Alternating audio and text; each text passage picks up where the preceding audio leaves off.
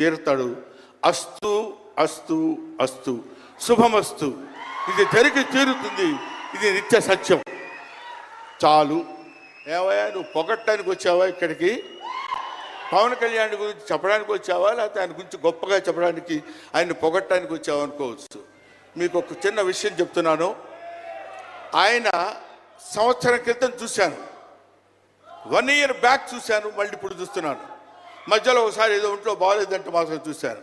ఆయనతో ఫోన్లో మాట్లాడింది లేదు, ఆయన గురించి నాకు తెలిసింది లేదు. మా ఇద్దరి మధ్య ఉన్నది స్నేహం కాదు, ఆత్మీయత. ఆత్మీయత వేరు, స్నేహం వేరు.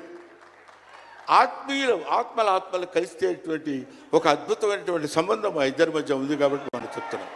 సరే, ఇక నీ సోది ఇది ఆపబోయా. చెప్పు హరిహర వీరమల్లు గురించి.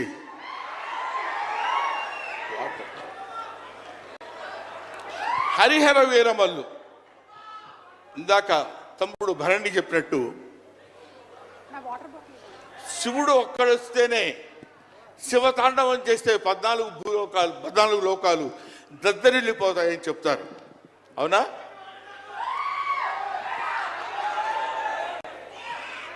శివుడు త్రిశూలం పట్టుకుని తాండవం చేస్తే గడగడ గడగడగడ భూలోకం అంతా వణికిపోతుంది. అటువంటి శివుడు వస్తున్నాడు.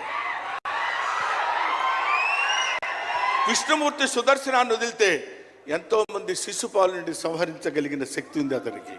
ఒకడు హరుడు, ఒకడు హరి. విష్ణుమూర్తి శివుడు వీళ్ళిద్దరూ కలిసి వస్తున్నాడు. హరిహర వీరమల్లు పేరుతో వచ్చినటువంటి హరిహర